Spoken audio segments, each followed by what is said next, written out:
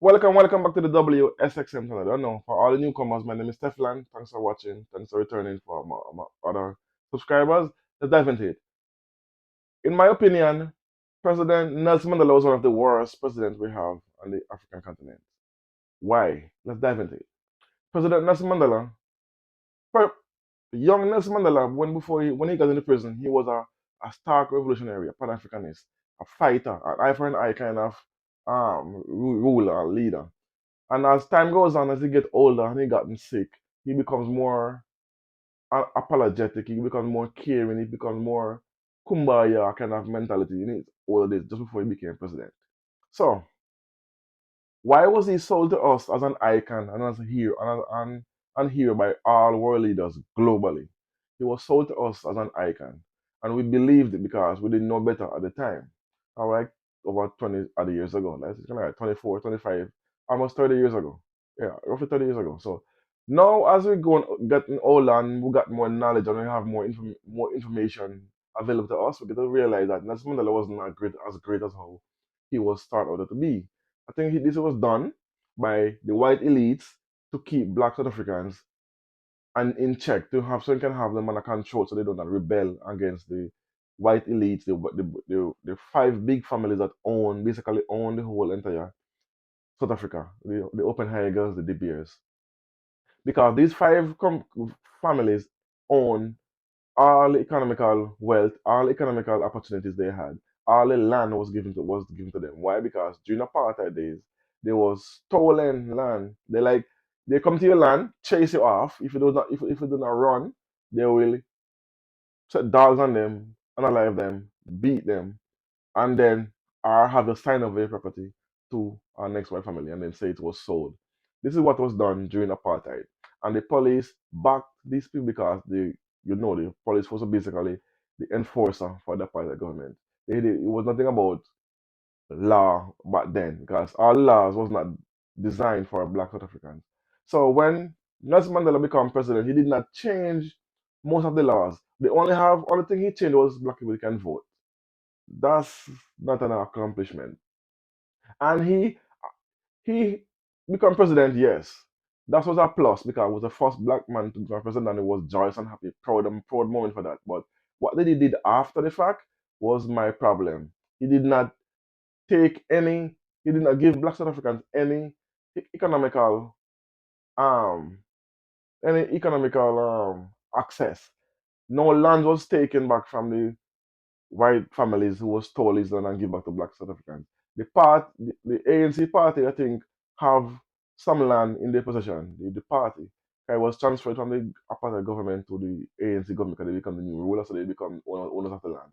That land was not issued out to black people either. Look at what President Abraham Traore did when he becomes president of Burkina Faso. He gave out thousands and thousands of hectares of land to his citizens to farm, to live. Now that's what a president does. Nelson Mandela did nothing of the sort.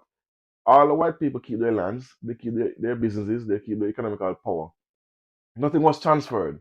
So I think that was a deal he made between the big families and him because that's the only option which I've seen some of his close friends talk about things like this, and some interviews I've seen over the years, like a bunch of them, not just one.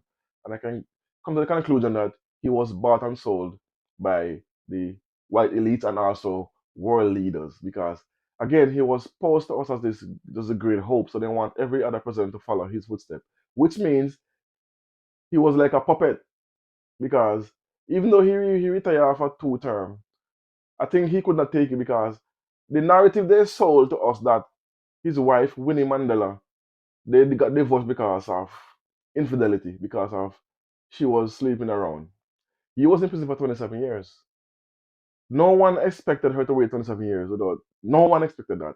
And if it was flip around, the man would do the same thing. So I think Nelson Mandela became the man Winnie Mandela could not recognize. For he was no longer that fighter, that man she fell in love with that was a Pan Africanist revolutionary. He was more of a rainbow, this forgive and forget and peace and forward. And Winnie Mandela was not on that. He was still fighting for the rights of black South Africans while Nelson Mandela basically gave up the fight and was singing Kumbaya. Because what?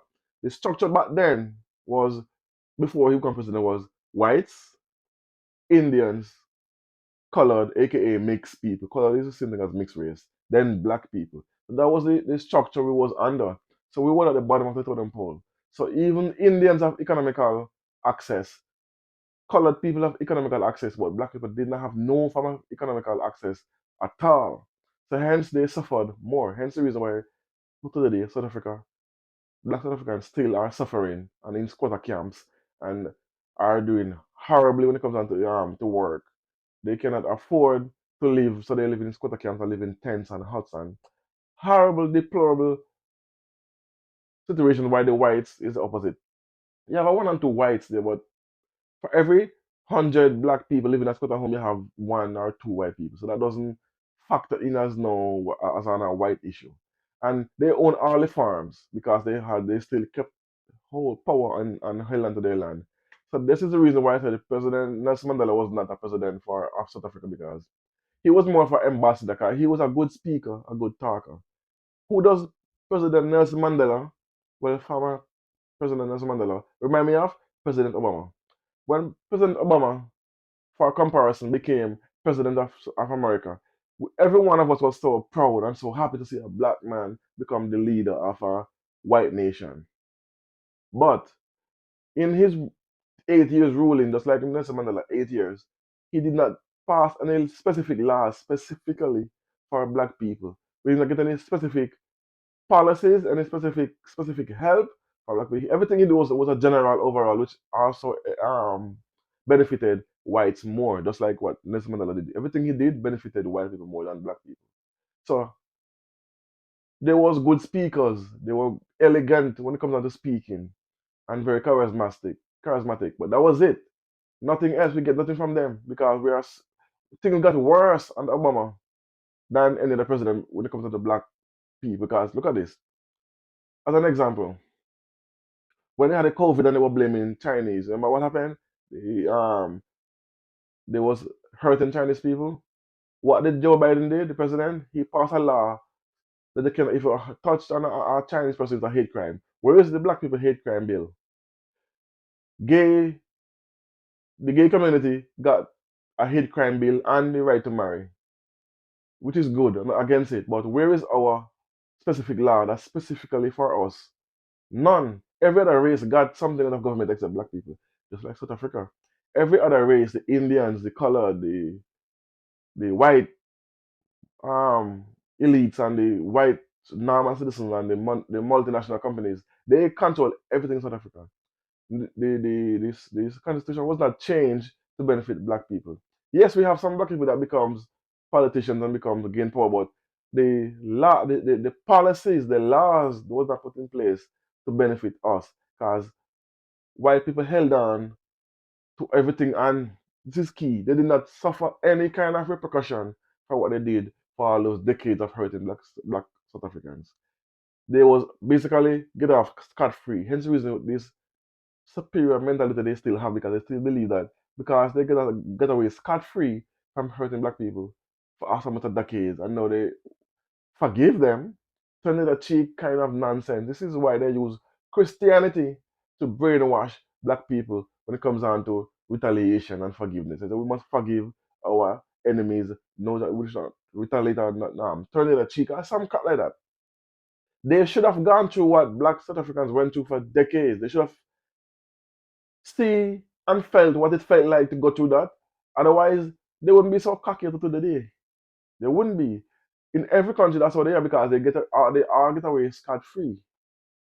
They was not hurt like how they hurt us, and that's one of the biggest mistakes we make by using the Bible to rationalize what they did to black people. Oh, we are strong and we are God's people, and the good will suffer crap. That's a bunch of nonsense, and this is what the kind of thing that Mandela was preaching, the kumbaya, rainbow nation. Until today, the rainbow nation will never work because it's still same thing as pre um apartheid times.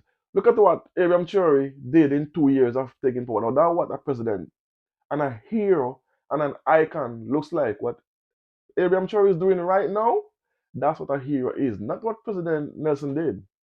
He did nothing for black people. Well, he did. Well, no, let me not say that. He did make black people feel proud and can achieve the greatest of all by becoming a president. So I'll give him that, and I'll give him his elegance, his great speech, his education. He's very brilliant, but that did not help us. We needed policies. We needed things to be given, taken away back then from them who was taken from us to return. If that's all we was asking for, return what was stolen and give us access to economical wealth. Not to give us money, free money, or we need access to economical opportunities. That's all we ask for and our property back. That's it. Anyway, do you agree, disagree? Let me know what you think about this in the comment section. And don't come in my comment section calling me. If you come in the comment section and being disrespectful or calling me any names, I'm gonna block you. Come to me on an intellectual level. Tell me the reason why you think he was a good president, not name calling. Okay? I don't want that. Come to me with facts, with your words of why you think he was good. I tell you why I think he was bad.